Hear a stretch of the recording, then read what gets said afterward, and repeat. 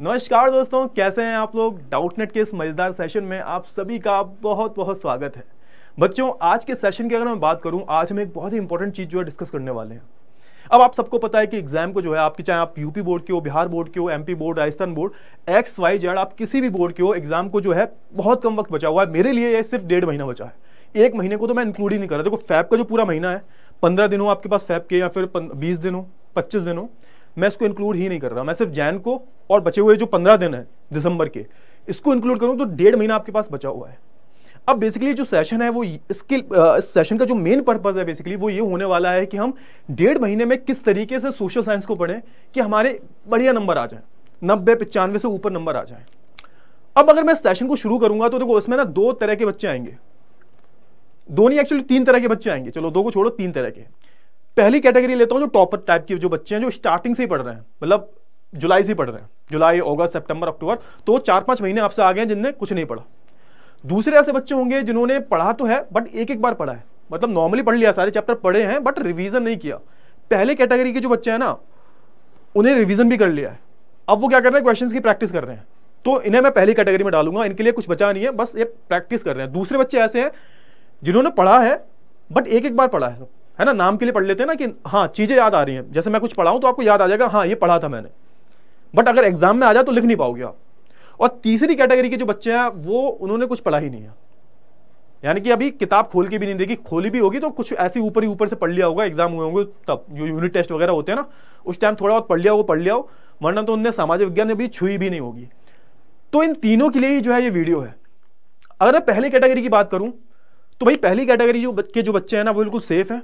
बेटा जो कर रहे हो करते रहो, प्रैक्टिस करो क्वेश्चंस की। तो पहली वाली जो कैटेगरी के बच्चे हैं वो सेफ हैं बिल्कुल, है ना। सेशन उनके लिए भी आप सुनो, आपको भी ये काम देगा। अगर आप आज से करना शुरू करते हो तो आप भी जो है यहाँ पर और अच्छी अपनी जो ऑलरेडी बहुत अच्छी प्रिपरेशन जो चल रही है आपकी, उसमें और एड ऑन कर पाओगे आप। पहली कैटेगरी की बात कर रहा हूं। दूसरी और तीसरी की अगर मैं बात करूं तो आप दोनों के लिए जो सेशन जो है ना ये बहुत जरूरी होने वाला है, क्योंकि सबसे ज्यादा जो बच्चे होंगे वो दूसरी और तीसरी कैटेगरी से ही होंगे, मेरे को अच्छे से पता है ना। तो पहली कैटेगरी के बच्चे सेफ है, आप देखना चाहो देख सकते हो, कुछ और ही ज्यादा जो है सीखने को मिलेगा आपको। लेकिन दूसरी और तीसरी के लिए ना ये जो सेशन में लेके आया हूं ना, ये एक मंत्र है बेसिकली, ये एक अमृत है ना। ये होता है ना कि टीचर घोल के पिला देता है, तो भैया देखो घोल के तो नहीं पिला रहा मैं, लेकिन इस सेशन से आपको एक होता है ना, एक जो सोल्यूशन जो होता है, रास्ता जो दिखता है। टीचर का काम क्या होता है, राह दिखाना, आपको रास्ता दिखाना। तो इस वीडियो से, इस लेक्चर से, इस सेशन से आपको जो है थोड़ा सा आइडिया लग जाएगा कि आपको सोशल साइंस पढ़नी कैसे है, ठीक है ना। 5 से 10 मिनट लूंगा मैं आपके, ज्यादा से ज्यादा, उसमें जो आपको थोड़ी सी चीजें जो है क्लियर हो जाएंगी। क्लियर है? चलिए, तो देखो सबसे पहले क्या करना है, वैसे मैं कुछ लिख के लाता नहीं हूं पीपीटीज पे, ऐसे लिख देता हूं क्योंकि मेरी राइटिंग बहुत गंदी है तो आपको समझ में नहीं आएगा, ठीक है ना। चलिए, सबसे पहले क्या करना है, देखो टाइम बचा नहीं है। अगर आप डिटेल में पढ़ना शुरू करोगे तो ये बेवकूफी होगी, बहुत बड़ी बेवकूफी होगी, है ना। इट्स नॉट लाइक कि स्मार्ट स्टडी कर रहे हो आप। अभी आपको जो जरूरत है किसकी है, तो अभी जरूरत है आपको स्मार्ट स्टडी की, स्मार्टली पढ़ने की। मतलब कम से कम वक्त में जो है आप ज्यादा से ज्यादा चीजें कवर करो और कुछ ऐसे पढ़ो जो एग्जाम में आए। एग्जाम में जो चीजें नहीं आ रही है उन्हें पढ़ने की कोई भी जरूरत नहीं है। पहली चीज तो ये होता है ना, बच्चे फालतू का पढ़ने लगते हैं। जो आपका सिलेबस है, जो कि आपके पास होगा कि हर चैप्टर, मैंने इसका भी एक वीडियो बना रखा है कि हर चैप्टर से कौन कौन से टॉपिक्स पूछे जा सकते हैं, उतना ही पढ़ना है आपको। और मैंने जो भी इंपॉर्टेंट चैप्टर्स हैं, जैसे भारत में राष्ट्रवाद, यूरोप में राष्ट्रवाद, आपको पता होगा, मैंने इसका एक अलग से वीडियो बनाया है, वो आप जाके देख सकते हो। वही चैप्टर पे जो है फोकस करना है, सबसे पहली चीज ये हो गई, है ना। और सबसे पहला काम क्या करना है आपको, उन पे फोकस करना है जिनका वेटेज बहुत ज्यादा है। और दूसरी बात यह है कि देखो वन शॉट देखना जो है शुरू कर दो, वन शॉट देखना शुरू कर दो आप। मैंने ऑलमोस्ट हर चैप्टर के 1 या 2 चैप्टर रह गए होंगे, बाकी मैंने ऑलमोस्ट हर चैप्टर के इस साल या पिछले साल सारे वन शॉट बना रखे हैं। अगर आपको मेरे लेक्चर्स पसंद आते हैं तो आप मेरे देख सकते हो, अगर आपको किसी दूसरे टीचर के पसंद आते हैं आप उसके भी देख सकते हो। बस शर्त है कि देखो आपका एट द एंड भला होना चाहिए, आपको समझ में आना चाहिए। शर्त है कि आपको समझ में आए और आपका भला हो जाए, आपके नंबर अच्छे आ जाए, चाहे वो आप मेरा देख रहे हो चाहे किसी और का देख रहे हो, है ना। आपका एट द एंड भला होना चाहिए। तो वन शॉट देखना जो है शुरू कर दो, डिटेल वाले देख लो, 1.5 घंटे 2 घंटे के देख लो, ऐसे लेक्चर जो है देखना शुरू कर दो। अच्छा, अब लेक्चर देखने से कुछ नहीं होगा। मैंने बोला ना कि आप लेक्चर देख, मूवी आप देख लेते हो, ठीक है, मूवी का एक एक सीन याद रहता है, लेकिन अगर मैं आपको पर्टिकुलर कोई डायलॉग बोलूं कि स्टार्टिंग से लेकर एंड तक इस समय पे कौन सा डायलॉग बोल, तो आप ये नहीं बता पाओगे, बहुत कम ऐसे चांसेस होते हैं। तो भाई देखो, अगर आप वन शॉट देख रहे हो अच्छी बात है।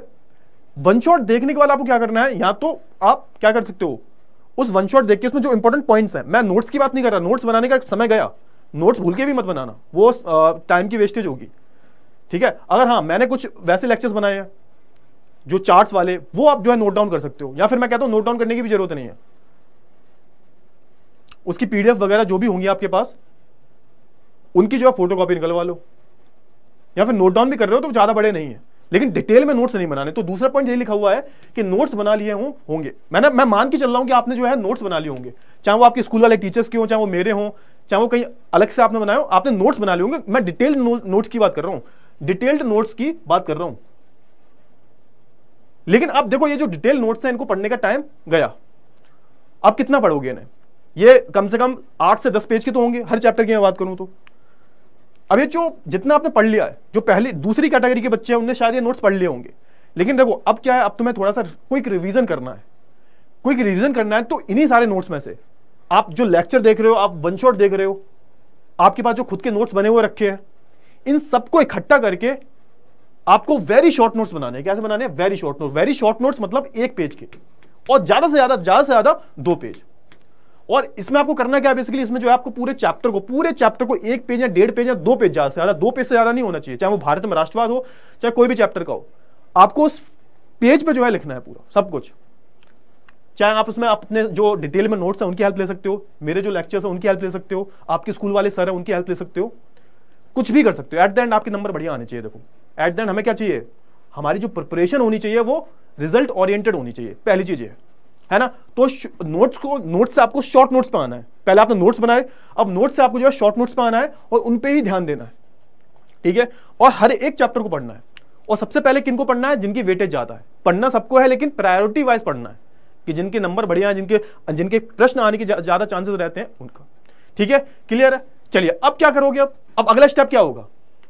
अब भाई अगला स्टेप ये होगा, सिंपल सी बात है, वो तो आपको बताने वाली की जरूरत ही नहीं है। अगला स्टेप होगा आपका वन शॉट देखने के बाद जो है क्वेश्चंस की प्रैक्टिस करनी है आपको, प्रैक्टिस। अच्छा अब यहां पर थोड़ा सवाल आता है सर प्रैक्टिस कैसे करें, कहां से करें? तो प्रैक्टिस के लिए आपको बहुत सारे सोर्सेस मिल जाएंगे बेटा, है ना। नेट पे अगर आप कोई भी चैप्टर की क्वेश्चन आंसर डालोगे तो मिल जाते हैं आपको। क्वेश्चन बैंक्स आती है, मास्टरमाइंड की आती है, विद्या की आती है, आपके यहाँ पे लोकल में ही जो है बहुत सारी ब्रांड्स होती हैं। मैं तो कहता हूं सबको ही खरीद लो। अब यहाँ पे सवाल आता है सॉल्व खरीदें अनसॉल्व खरीदें, तो बेटा मेरी मानो तो सॉल्व ही खरीदो, सॉल्व। अब सॉल्व में क्या होता है ना, मैं सामाजिक विज्ञान की बात कर रहा हूं, जैसे आप मैथ्स पढ़ते हो, साइंस पढ़ते हो, तो उसके अनसॉल्व ले लो, क्योंकि सामाजिक विज्ञान में थ्योरी होती है ना। अब जो थ्योरी होती है, और जैसे हम मैथ्स की बात करें, मैथ्स में ये भी होता है सोल्यूशन उल्टे सीधे दे रखे होते हैं उसमें, लेकिन थ्योरी में चांसेस कम होते हैं थोड़ी गलती के। तो मैं कहूंगा कि आप सॉल्व ले लो। सॉल्व में होता है कि आपको आंसर मिल जाता है कि आपको आंसर लिखना किस तरीके से है, और वो ज्यादा मेन होता है। सॉल्व लेना, अनसॉल्व लेना चाहो ले सकते हो, बाकी मेरी प्रायोरिटी रहेगी, मतलब मेरी जो अगर सजेशन मेरे से मांगोगे तो मैं बोलूंगा सॉल्व ही लेना सामाजिक विज्ञान का, बाकी दूसरे सब्जेक्ट का आप देख लेना। मैं अपने सब्जेक्ट का बता सकता हूं, ठीक है। तो सबसे पहले आप क्या करना है भाई, पिछले 5 साल के जो पेपर है, इनसे जो भी क्वेश्चंस आए हुए हैं चैप्टर वाइज बात कर रहा हूं मैं, जैसे भारत में राष्ट्रवाद की जो भी क्वेश्चंस हैं, तो 5 साल के आपके पास पेपर होंगे, प्रीवियस ईयर की बुक आती है बहुत सारी, मंगा लेना कहीं से भी। तो उसमें आपको चैप्टर वाइज जो बता रहा हूं मैं, चैप्टर वाइज कि एक चैप्टर, जैसे आपने भारत में राष्ट्रवाद ये चैप्टर है ना। अब इससे जो भी प्रश्न है, चाहे वो एमसीक्यूज हो, एमसीक्यूज पर फोकस करो। एमसीक्यूज आपके जैसे बिहार बोर्ड में बहुत सारे एमसीक्यूज आते हैं, तो एमसीक्यूज की प्रैक्टिस बहुत करो आप, है ना। जैसे आपके सब्जेक्टिव ज्यादा आते हैं, सब्जेक्टिव की प्रैक्टिस करो। लेकिन आपको करना क्या है, हर एक चैप्टर के जो है अलग अलग सेपरेट जो है आपको वो प्रीवियस ईयर क्वेश्चंस लिख लेने हैं, मिक्स नहीं करना। अब प्रीवियस ईयर में तो जैसे बहुत सारी बुक्स ऐसी भी आती हैं जिसमें chapter wise previous year question दे रखे हैं, तो कि भाई इस चैप्टर से प्रीवियस ईयर में कितने पूछे गए हैं, उस चैप्टर से फलाने चैप्टर से प्रीवियस ईयर में कितने पूछे गए हैं। अगर ऐसी बुक नहीं आती है तो थोड़ी सी मेहनत आपको करनी पड़ेगी, लेकिन आपको करना क्या है कि चैप्टर वाइज जो है आपको नोट डाउन कर लेना है। और हाँ, जब नोट डाउन करो तो याद रखना ये खुद से करना है बेटा। मैं हमेशा बोलता हूं, देखो मैंने ब्रैकेट में भी लिखा हुआ है, आंसर राइटिंग की प्रैक्टिस करनी पड़ेगी आपको, क्योंकि सबसे ज्यादा मेन समस्या बच्चों को यही आती है कि उन्हें याद हो जाता है, भूल जाते हैं, लेकिन वो लिख के प्रैक्टिस नहीं करते। और इसका यही कारण है कि भाई तुम थ्योरेटिकल पढ़ते हो, पढ़ते में कितना याद रख सकते हो भाई, इतने सारे चैप्टर्स हैं, इतने सारे चैप्टर्स आते हैं, तुम यहाँ पर बुद्धि में कितना याद रख सकते हो। इसका तो एक ही सोल्यूशन है कि जितनी आप प्रैक्टिस करोगे, है ना। बच्चे कहते हैं कि सर थ्योरी है, थ्योरी को लिख के क्या याद करें, बिल्कुल गलत बोलते हो आप करके देख लो भाई, अंतर साफ साफ पता लग जाएगा। जब तक आप आंसर राइटिंग प्रैक्टिस नहीं करोगे तो 95 क्या तुम 80 से ऊपर नंबर लाके दिखा दो मेरे को, मैं पढ़ाना छोड़ दूंगा तुम्हें। और मैं ये हमेशा से बोलता आ रहा हूं, अभी नहीं 4-5 महीने पहले से बोलता आ रहा हूं कि बेटा देखो, आंसर पढ़ने में लिखने में अंतर होता है, आपको जो है प्रैक्टिस करनी ही पड़ेगी, ठीक है ना। तो भाई यहां पर आपको क्वेश्चंस की प्रैक्टिस तो करनी है, और लिख के करनी है, चाहे वो आप प्रीवियस ईयर कर रहे हो और चाहे वो आप क्वेश्चन बैंक लगा रहे हो। अब क्वेश्चन बैंक क्यों लगानी है, क्वेश्चन बैंक में आपको एडिशनल क्वेश्चन मिल जाते हैं। प्रीवियस ईयर से आपको क्या होता है, एक आइडिया मिल जाता है कि क्वेश्चंस कैसे आते हैं, उसका स्टैंडर्ड पता चल जाता है। लेकिन क्वेश्चन बैंक्स में क्या होगा, कुछ एडिशनल क्वेश्चंस होते हैं, और ये एडिशनल क्वेश्चन आपको क्वेश्चन बैंक में भी मिल जाएंगे, आपको नेट पे भी मिल जाएंगे। आप जैसे क्या करना है, कुछ नहीं करना है आपको, नेट पे आप सर्च करो कि भारत में राष्ट्रवाद मोस्ट इंपोर्टेंट क्वेश्चंस, तो 4-5 ऊपर थोड़ी सी मेहनत वाला काम है, बट यार मेहनत तो चलती है, इतनी मेहनत तो बनती है। 15 से 20 मिनट का काम है, 3-4 वेबसाइट खुलेंगी, 5-6 वेबसाइट खुलेंगी, उसमें जितने भी महत्वपूर्ण प्रश्न है, सब्जेक्टिव ऑब्जेक्टिव, वो सारे आ जाते हैं। लेकिन हाँ, थोड़ा सा ट्राई करते रहना, क्योंकि जो ऑब्जेक्टिव क्वेश्चंस होते हैं ना, उनके थोड़े बहुत आंसर भी ऊपर नीचे हो जाते हैं, गलत होते हैं। सब्जेक्टिव तो ठीक होते हैं, ऑब्जेक्टिव थोड़ा देख लेना, उनके आंसर थोड़े गलत होते हैं, तो ऑब्जेक्टिव को आपको क्रॉस चेक कर लेना कि ये आंसर सही है नहीं है। उधर से भी आप कर सकते हो, अलग से क्वेश्चन बैंक आती है, सॉल्व वाली लेना, मेरी मानो तो सॉल्व लेना, है ना। और जब ये पूरी प्रैक्टिस हो जाए, आपकी सारे चैप्टर्स कंप्लीट हो जाए, तो आपको करना क्या है, बीच बीच में जो है आपको एक सैंपल पेपर भी लगाना है। 3 घंटे का जो आता है ना पूरा, जो 3 घंटे की, इससे क्या होता है सैंपल पेपर से, पहली बात तो आपको लिखने की प्रैक्टिस हो जाती है। अब एग्जाम में 3 घंटे बैठोगे आप, तो आसान नहीं होता बेटा ये, है ना। जब आपने स्टार्टिंग से ही मतलब जो है 5, 6, 7, 8 सैंपल पेपर लगा लिए हैं, तो आपको 3 घंटे बैठने की आदत है।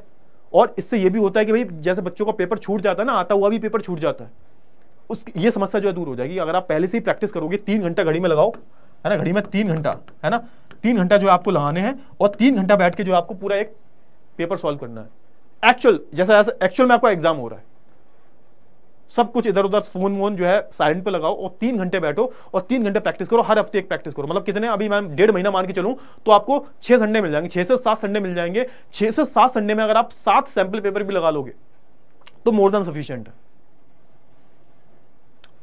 ठीक है। तो अगर आप इतनी चीजें करते हो, मैं गारंटी से कहता हूं कि भाई आपको जो है 90 ऊपर लाने से कोई रोक नहीं सकता। और ये पहली और दूसरी कैटेगरी की बात कर रहा हूं मैं, और सॉरी दूसरी और तीसरी कैटेगरी की बात कर रहा हूं। और जो पहली कैटेगरी के बच्चे हैं वो तो ऑलरेडी ये सब करके बैठे हुए हैं, तो आपको बेटा कुछ नहीं करना, बस यही जो है कॉन्टिन्यूसली रखना है, यही कॉन्टिन्यूसली रखना है। और इसी से जो है आपके 95 आने से कोई रोक ही नहीं सकता, जो पहली कैटेगरी के हैं। दूसरी तीसरी वाली के अगर आप मेहनत करोगे अभी से, है ना, कम से कम आपको जो है डेली के अब 8 से 10 घंटे देने पड़ेंगे, है ना। ये बेटा आपको करना ही पड़ेगा, आपकी तपस्या है ये, 2 महीने 2.5 महीने की तपस्या है, और इस तपस्या में आपको जो है करना ही करना पड़ेगा। और वैसे भी अगर यूपी बोर्ड की बात करूं तो यूपी बोर्ड का तो सबसे आखिरी में एग्जाम है सामाजिक विज्ञान का, 2-3 दिन की छुट्टी भी मिल रही है ना, तो उसका थोड़ा देख लेना। बट मेरी मानो तो अब से जो है पढ़ना शुरू कर दो। मजाक वगैरह जो भी तुमने मौज मस्ती करनी थी, दिवाली मनानी थी दिवाली मना ली, जो भी करना था कर लिया। अब जो है थोड़ा सा शांति से होके जो है गोल की तरफ फोकस करो, क्योंकि बेटा देखो जब नंबर अच्छे आएंगे तुम्हें अंदर से खुशी होगी भाई, हमें तो होगी। और आप सोच के देखो, जब आपने एक चीज इमेजिन किया कि आपके 95% नंबर आए, है ना, तो वो जो मंजर होगा कैसा होगा, घर वाले खुश हैं, फिर तो घर वाले भी कुछ नहीं बोलते। 2-3 महीने तो कोई नहीं बोलेगा पढ़ने के लिए, अगर आपके 10th में अच्छे नंबर आ गए तो, है। और 2-3 महीने का रेस्ट ठीक है, और रेस्ट करना ही क्यों है भाई, मौज मारनी ही क्यों है।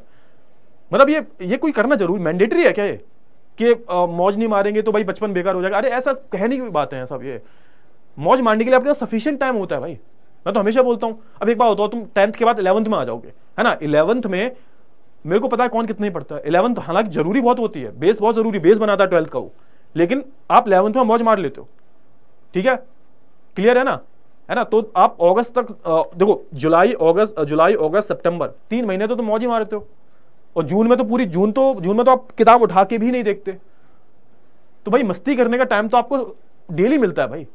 ऐसा तो है नहीं कि आपने जिंदगी नहीं जी पाई, अरे मैंने खेला नहीं आज, अब ये दिन कभी वापस आएगा ही नहीं, ऐसा नहीं होता ना बेटा। हर चीज को ना अपनी अपनी वैल्यू होती है, हर चीज को आपको अपनी वैल्यू करनी चाहिए, हर चीज को अपनी प्रायोरिटी देनी चाहिए आपको, तभी जाके जो है आप कुछ अलग कर पाओगे लाइफ में। समझो भाई, 150 करोड़ पॉपुलेशन पहुंचने वाली है भारत की। अगर इन 150 करोड़ में आपको अलग चमकना है तो आपको कुछ अलग ही करना पड़ेगा, और बिना जो है हार्डवर्क के नहीं हो सकता। लिख के ले जाओ, ठीक है। चले तो भाई ज्ञानबाजी बहुत ज्यादा हो गई है, तो एंड करते हैं सेशन को। मेहनत करते रहो, पढ़ते रहो। अब हम मिलेंगे अगले सेशन में, तब तक के लिए गुड बाय, टेक केयर।